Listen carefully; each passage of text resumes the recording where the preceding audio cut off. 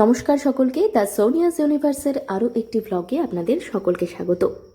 আজ আপনাদের দেখাবো হুগলি চুঁচুড়া শহরের অত্যন্ত জনপ্রিয় কয়েকটি গঙ্গার ঘাটের মধ্যে একটি ময়ূরপঙ্খী ঘাট। নামের অনুকরণেই গঙ্গার ঘাটটিকে ময়ূরের আদলে সাজানো হয়েছে। এটা দেখুন, একটা ছোট্ট পার্কের মতো ভীষণ সুন্দর, বিভিন্নভাবে আঁকা রয়েছে যাতে বাচ্চারা একটু এন্টারটেন হয়। শুধু বাচ্চারা কেন, বড়রাও এন্টারটেন হয়। এই শ্যুটটা আমি রাতে করেছি, সারাদিন অফিসের পর রাতে একটু টাইম পাই। তো এখানে দেখুন গাছ, মানে শীতের ফুল তো মোটামুটি প্রায় শেষ, শীত তো চলে গেল, গরম পড়ে গেছে, যে কটা ফুল পাওয়া যায় আর কি। একটা ফুল পড়েছিল, আমি আবার ওটাকে সোজা করে রাখলাম। চুঁচুড়া শহরে 20টির থেকেও বেশি গঙ্গার ঘাট রয়েছে, এটা হচ্ছে তার মধ্যে একটা অন্যতম।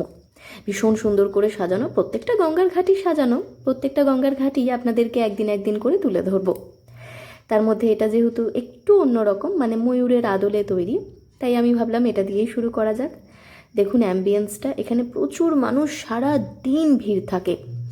আমরা যখন কাজকর্মের পরে বন্ধুরা মিলে যাই এই ঘাটগুলোতে, এত সুন্দর লাগে, সবাই মিলে আড্ডা, গল্প, চা খাওয়া। শুধুমাত্র চাই নয়, এখানে অনেক ধরনের খাবার দাবার, একদম রাস্তা জুড়ে সমস্ত কিছু পাওয়া যায়। আর দেখুন গঙ্গার ঘাটের আশেপাশের পরিবেশটাই কত সুন্দর, শান্ত, স্নিগ্ধ।